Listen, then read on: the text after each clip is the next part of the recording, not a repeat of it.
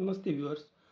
अभी इसमें भी स्क्वायर पिरामिड दिया है। Square pyramid side of base 40 millimetre and axis length 60 millimetre has one of the side of base in the HP. The axis of solid is inclined to HP at an angle 30 degree and top view of its axis is inclined at 45 degree with the VP.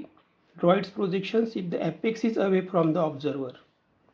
तो ये square pyramid है और HP VP HP पर ऐसा रखा है कि edge must be on base edge must be on HP and at an angle 30 degree to HP.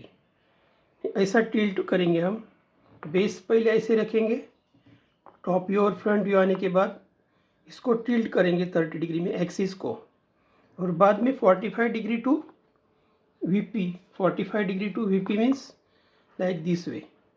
ये टिल्ट 30 डिग्री करने के बाद 45 डिग्री ऐसा करने का है, VP को एंगल 45 डिग्री. लेकिन the projections if the away apex is away from the observer, apex must be away. Away means समझो इधर से देख रहा है ऑब्जर्वर, तो इसके अपोजिट साइड में उसका वर्टेक्स होना चाहिए, यानी VP को नज़दीक होना चाहिए और ऑब्जर्वर से दूर होना चाहिए.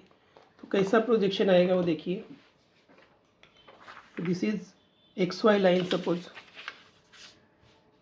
हमने XY लाइन पहले निकाला,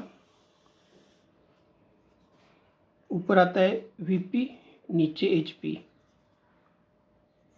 अभी टॉप व्यू में उसका स्क्वायर आएगा, यानी HP पर स्क्वायर आता है, लेकिन एजेस भी निकालने पड़ेंगे ऐसे, और O पॉइंट्स सेंटर में आएगा. वो O पॉइंट ऊपर लेंगे, सेंटर लाइन या एक्सिस, तो उसका हाइट हमको इधर मिलेगा और O डैश मिलेगा.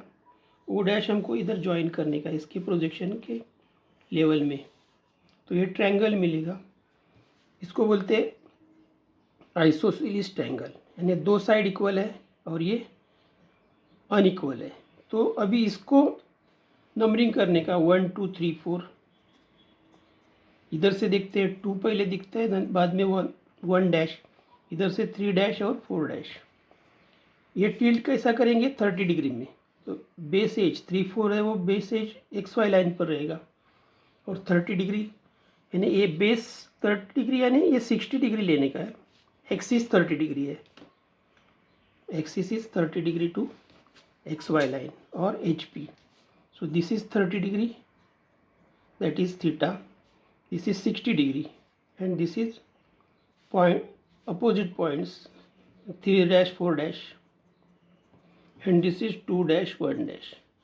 This is vertex O. Height इधर से लिया जितना है वो, इसका हाइट है 60, तो इधर डायमेंशन दिया है. देखिए इसका स्क्वायर का 40 का डायमेंशन इधर दिया है. तो हमने ये सेंटर जो है, सेंटर लाइन पर ये O डैश मिलेगा, उसको ये ज्वाइन करने का. इधर भी सेम, ये सेम आइसोसेलेस ट्रायंगल इधर मिला. ऊपर से वर्टिकल प्रोजेक्शन लिए, इधर से हॉरिजॉन्टल, तो इधर O मिला 1 नंबर, इधर से 1 नंबर, 2 इधर से 2 3 और 4. तो इस तरह से हमको ये आउटलाइंस मिले. ये पॉइंट O को ज्वाइन किया, ये भी एजेस दिखते हैं इसलिए डार्क किया. ये सेंटर लाइन और इसके लेवल में ये सेंटर पॉइंट आएगा. अभी यही सेम एंगल ऑफ 45 लेने का है, तो सेट स्क्वायर 45 का ऐसा रखेंगे और उसको एक्सिस को 45 में पहले निकालेंगे. ये पॉइंट O सेम इधर आया, इसका 4 1 3 2 इस तरह से यही व्यू एंगल में टिल्ट किया, कितना 45 डिग्री. तो ये 1 नंबर 2 नंबर 3 और 4.